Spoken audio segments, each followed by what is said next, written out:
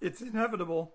Start talking to a right-wing Christian about Trump and you get Romans 13, 1 through 5. Obey those in authority because God has put them there. But you know, it's interesting. You never hear this passage talked about with a Democrat in charge, for Joe Biden or Gavin Newsom or Nancy Pelosi. So interesting. And don't forget, most Christians who use Romans 13 to defend their fealty to Trump were yelling, "Let's go Brandon," just a few years ago. One of the first steps to understanding a passage is to look at what happened at the end of the chapter just before. Remember, the chapter breaks weren't in there in the original writings. And look at what happens in the verses just behind.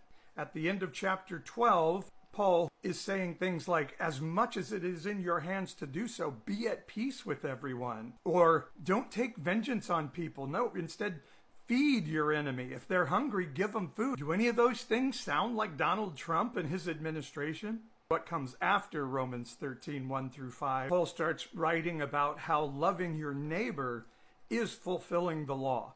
So is it telling all of us that we should obey everything that Vladimir Putin says? That North Koreans should be happy that Kim Jong-un is in charge because God put him there?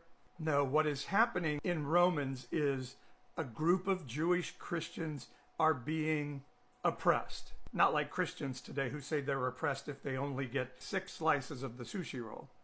No, they were seriously oppressed.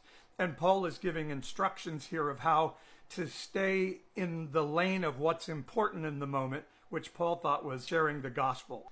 Overthrowing the Roman government wasn't going to happen. So he's saying, hey, keep your head down. Just obey the authorities. Pay your taxes. Give honor to who deserves honor.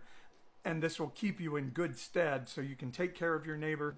To say that we're supposed to say, yes, it's good that Donald Trump is unconstitutionally having people arrested because of the color of their skin, and then maybe we'll find out if they've committed a crime before we transport them to a horrible prison in a country they've never been to. That is nuts. Jesus would never agree with that. And by the way, this writer then sent me that Daniel and King David with Saul and Jesus didn't denigrate authorities, claiming the Bible said that I have to be in fealty to Trump like he is. But he never mentions Jael, who puts a tent peg through the commander's head, or Samuel, who beheads a king, or Elijah, who tells men to throw Queen Jezebel out a window, or even Jesus, who calls King Herod a fox. A fox in first century Palestine was telling somebody who thought they were big and important that they actually were small, like when we say Donald Trump has very small hands.